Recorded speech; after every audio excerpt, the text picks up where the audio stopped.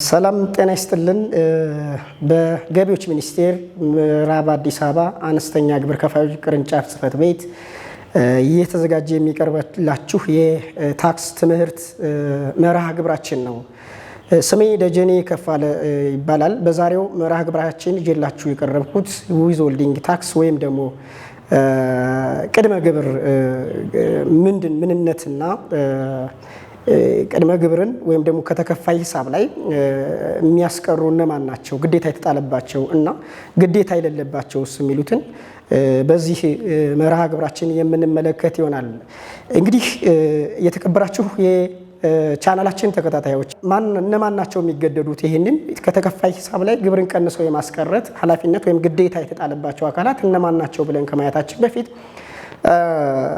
ቅድመ ግብር ወይም ደግሞ ዊዝሆልዲንግ ታክስ ምንድን ነው የሚለውን ነገር ኮንሰፕቱን ማየት አስፈላጊ በመሆኑ ስለዚህ ቅድመ ግብር ወይም ደግሞ ዊዝሆልዲንግ ታክስ ማለት ግብር ከፋዩ በአመቱ መጨረሻ ላይ ሊከፍለው ከሚችለው የገቢ ግብር ላይ ግዥ በተፈጸመበት ወይም ግብይት በተከናወነበት ሂደት ወቅት ላይ ግብሩን ቀንሶ የማስቀረት ሂደት ማለት ነው። ስለዚህ በዚህ ጊዜ እነማን ናቸው ይሄንን ግብር ወይም ደግሞ ይሄንን ታክስ እንዲሰበስቡ ግዴታ የተጣለባቸው አካላት የሚሉትን እንመለከታለን። በዋናነት በሁለት እንከፍላቸዋለን። እንደ ድርጅትና እንደ ግለሰብ ግብር ከፋዮች ብለን ግዴታ የተጣለባቸው ይሄን ከተከፋይ ሂሳብ ላይ ግብርን ቀንሰው እንዲያስቀሩ ግዴታ የተጣለባቸው አካላት በሁለት እንከፍላቸዋለን። እንግዲህ የመጀመሪያው እንደ ድርጅት ያሉ በሕግ የሰውነት መብት የተሰጣቸው ድርጅቶች ማለት ነው። ይሄም እንግዲህ አንድ ድርጅት በሕግ የሰውነት መብት ይሰጠዋል። ይሄም የሰውነት መብት ስንል ድርጅቱ ለአባላት ወይም የሼር ሆልደሮቹ አይደሉም። ከዚያም በኋላ የሚታወቁት ድርጅቱ እንደ ድርጅት የሰውነት መብት ተሰጥቶታል።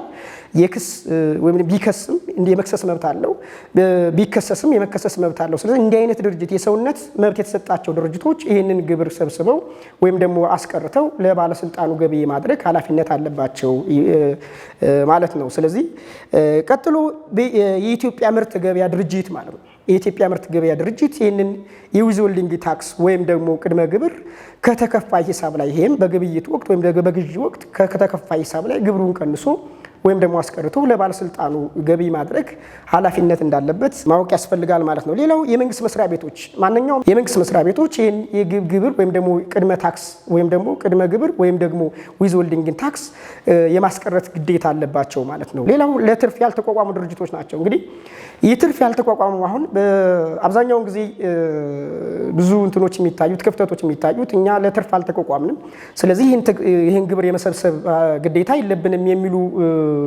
አይዲያዎች ይመጣሉ ወይም ደግሞ ሀሳቦች ይመጣሉ። ይህ ትክክል አይደለም። ይህ ለትርፍ ያልተቋቋሙ ድርጅቶች ማለት የሃይማኖት ተቋማት ወይም ደግሞ ማህበራት ሊሆኑ ይችላሉ። እንግዲህ የሃይማኖት ተቋማት ወይም ደግሞ ማህበራት ትርፍ ግብር ላይከፍሉ ይችል ይሆናል ከተቋቋሙበት ዓላማ ውጭ ካልሆኑ የዓመታዊ ትርፍ ክፍል ግብር ላይከፍሉ ይችሉ ይሆናል። ነገር ግን ይሄኛው እነሱን የሚነካ አይደለም። ሰብስብልኝ አዝ ኤጀንት ወይም ደግሞ ባለስልጣኑ ሰብስበህ ወይም ደግሞ ከተከፋይ ሂሳብ ላይ ግብር ሰብስብልኝ አስቀርልኝና አስገባልኝ እንጂ ከነሱን የሚነካ ነገር ስላልሆነ የመሰብሰብ ግዴታ እንዳለባቸው ሊታወቅ ይገባል ማለት ነው። ከዚህ ቀጥሎ መንግስታዊ ያልሆኑ ድርጅቶችም በሲቪክ ማህበራት አዋጅ መሰረት የተቋቋሙ ድርጅቶች ማለት ነው። እነዚህ ማህበራት ይህንን ዊዝሆልዲንግ ወይም ደግሞ ታክስ ወይም ደግሞ የቅድመ ግብር ታክስ ከተከፋይ ሂሳብ ላይ ቀንሰው ወይም ደግሞ አስቀርተው ለሚመለከተው አካል ወይም ደግሞ ለባለስልጣኑ ገቢ ማድረግ ግዴታ እንደተጣለባቸው ግንዛቤ ሊይዝ ይገባል ማለት ነው። ከዚህ ቀጥለን በሁለተኛ ደረጃ የምንመለከተው ደግሞ የግለሰብ ግብር ከፋዮች ናቸው። አሁን እንደ ድርጅት አየን። እንደ ድርጅት የትኛው ድርጅት ነው ታክሱን ወይም ደግሞ ዊዝሆልዲንግ ታክስ አስቀርቶ ለባለስልጣኑ ገቢ ማድረግ የሚለውን ተመለከተ። እንደ ግለሰብ ስንመጣ ደግሞ ደረጃ ግብር ከፋዮች ናቸው እንግዲህ። ስለዚህ እነዚህ ደረጃ ግለሰብ ግብር ከፋዮች አሁንም በሁለት ካታጎሪ እንከፍላቸዋለን ወይም ደግሞ በሁለት ከፍለን ልንመለከታቸው እንችላለን። ስለዚህ የመጀመሪያው የ3 ዓመት ተከታታይ ጠቅላላ ገቢያቸው 10 ሚሊዮን እና በላይ የሆኑ ግለሰብ ግብር ከፋዮች ዊዝሆልዲንግ ታክስ ወይም ደግሞ ቅድመ ግብር መሰብሰብ ግዴታ አለባቸው ይላል። በሌላ በኩል ደግሞ ትኩረት ልንሰጠው የሚገባው ይህንን መስፈርት ወይም ደግሞ የ3 ዓመት ተከታታይ ጠቅላላ ገቢ 10 ሚሊዮን ሆነ አልሆነ ሳይል በቀጥታ ግብሩን እንዲሰበስቡ እንዲያስቀሩ ኃላፊነት ወይም ግዴታ የተጣለባቸው አካላት አሉ። እነዚህን በደንብ በትኩረት ማየት ያስፈልጋል። የትኞቹ ናቸው? ምን ሙያ ላይ የተሰማሩ ግብር ከፋዮቻችን ናቸው? ይሄኛው ግለሰብ ግብር ከፋዮቻችን ናቸው? ይህንን መስፈርት ወይም ደግሞ 10 ሚሊዮን ሞላ አልሞላ የሚለውን መስፈርት ግምት ውስጥ ሳያስገባ ሊሰበስቡ ወይም ደግሞ ሊያስቀሩ የሚገደዱ የሚለውን ነገር ስንመለከት የመጀመሪያው ማንኛውም ባለ ኮከብ ሆቴል ወይም ደግሞ ሪዞርት ነው።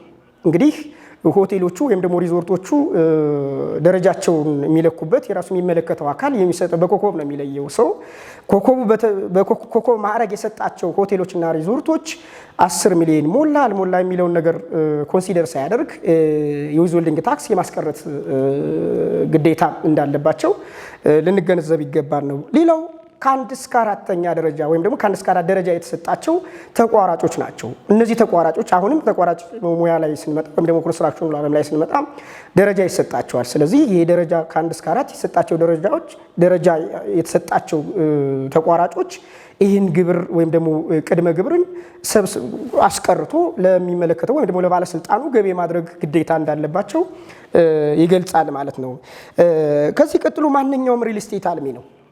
እንግዲህ አሁንም ከላይ እንዳየነው ልክ ይሄንን 10 ሚሊዮን እና በላይ የሚለውን ኮንሲደር ሳያደርግ ዊዝሆልዲንግ ታክስ አስቀርቶ ለሚመለከተው አካል ገቢ ሊያደርግ የሚችል ማን ነው ስንል ማንኛውም ሪል ስቴት አልሚ ነው። ሪል ስቴት አልሚዎች ያው ይሄንን ግብር የመሰብሰብ ኃላፊነት ወይም ግዴታ እንደተሰጣቸው ግምት ውስጥ ማስገባት አለብን ማለት ነው። ሌላው የምግብ አምራች ኢንዱስትሪዎች ነው። የምግብ አምራች ኢንዱስትሪዎችም ይህንን ግብር የማስቀረት ወይም ደግሞ የመሰብሰብና ለሚመለከተው አካል በወቅቱ ገቢ የማድረግ ኃላፊነት እንዳለባቸው ሊታወቅ ወይም ደግሞ ሊያውቁ ይገባል ማለት ነው። ሌላው በኢትዮጵያ ምርት ገበያ ግዥ የሚፈጽም ማንኛውም ግለሰብ በኢትዮጵያ ምርት ገበያ በኩል ግዥ የሚፈጽም ማንኛውም ግለሰብ በምርት ገበያው በኩል ላደረገው ግዥ ብቻ በዚህም ጊዜ የቅድመ ግብር ታክስ ቅድመ ግብር ወይም ደግሞ ዊዝሆልዲንግ ታክስ የመሰብሰብ የማስቀረት ለባለስልጣኑ ገቢ የማድረግ ኃላፊነት እንዳለበት ያሳያል። በሌላ በኩል ሆስፒታሎችና በጤና ጥበቃ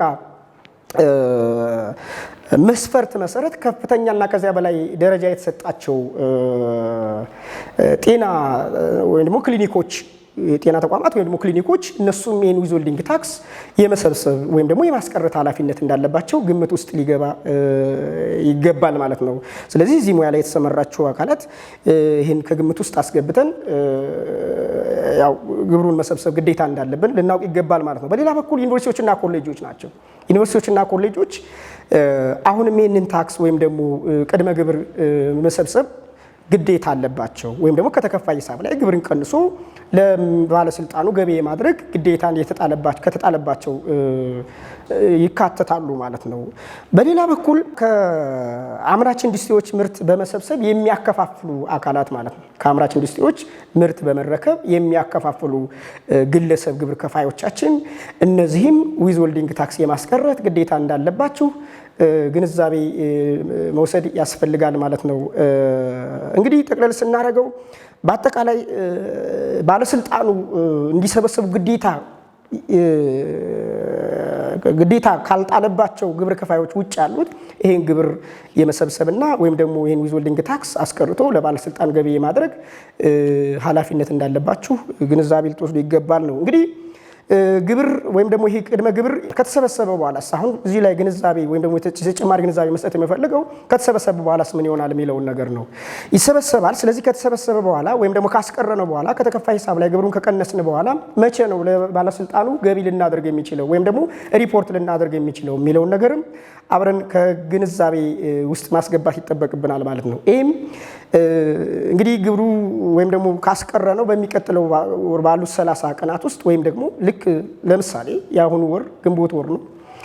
በግንቦት ወር ዊዝሆልዲንግ ታክስ አስቀረን ወይም ደግሞ ቀንሰን ያዝ መቼ ነው ሪፖርት የምናደርገው? በሚቀጥለው ሰኔ ወር ላይ ባሉት 30 ቀናት ውስጥ ለባለስልጣኑ ሪፖርት ማድረግ አለብን። እንግዲህ ካለ ነው። ከሌለ ዊዝሆልዲንግ ታክስ እንደ ባት በዜሮ ወይም ደግሞ ያለውን ማሳወቅ አይጠበቅብንም። ካለ እናሳውቃለን፣ ከሌለ በዜሮ ማሳወቅ ግዴታ አይደለም ማለት ነው። ካለ ብቻ እናሳውቃለን ወይም ደግሞ ሪፖርት እናደርጋለን ለባለስልጣኑ ማለት ነው።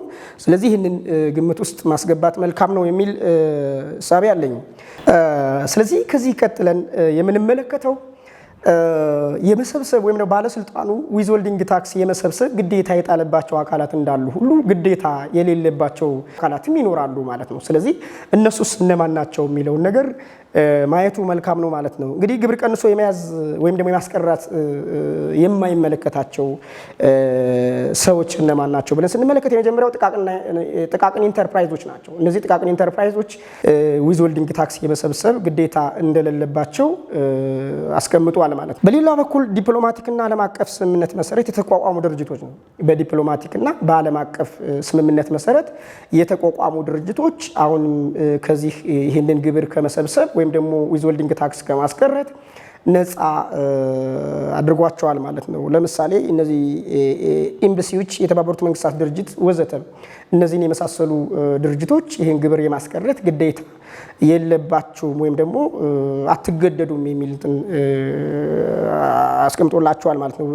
ስለዚህ ይህንን ማየት ያስፈልጋል ነው። ሌላው ላኪዎች ናቸው። እንግዲህ ላኪዎች ስንል ይህን ዊዝሆልዲንግ ታክስ ማስቀረት አይገደዱም ስንል ላኪዎቹ ለሚልኩት እቃ እንደ ግብአትነት ለገዙት ግዢ ከዚያ ላይ ያለውን ብቻ ነው።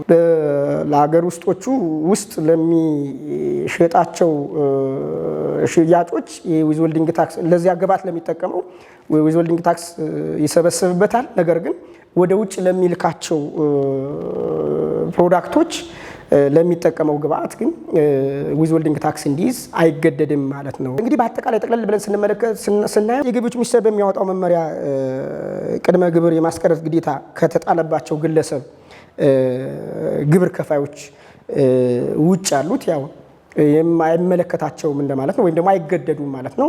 ነገር ግን የሚያስገድደው ከሆነ ያው ላይ ባየናቸው እንትኖች ውስጥ ይካተታል። የማያስገድደው ከሆነ ደግሞ ግብሩን የመሰብሰብ ወይም ደግሞ የማስቀረት ኃላፊነት የለበትም ማለት ነው። እንግዲህ ጠቅለል ስናደርገው በዚች አጭር ቆይታችን የሚመለከታቸው ወይም ደግሞ ግብሩን ዊዝሆልዲንግ ታክስ የማስቀረት የሚመለከታቸው እንደ ድርጅት እንደ ግለሰብ ግብር ከፋዮች እነማን ናቸው የሚሉትን መቼስ ሪፖርት ያደርጋሉ የሚሉትን ከዚህ ቀጥለን ደግሞ የማይመለከታቸው ድርጅቶች እነማን ናቸው የሚሉትን ለማየት ሞክረናል። ለዛሬው በዚህ እንጨርሳለን። በሚቀጥለው ዝግጅታችን ሌሎች ጠቃሚና አስፈላጊ የሆኑ ወቅታዊ ግብር ጉዳዮችን ይዘን የምንመጣ ይሆናል። ለዛሬው በዚህ ይብቃን። ሰላም ሁኑ።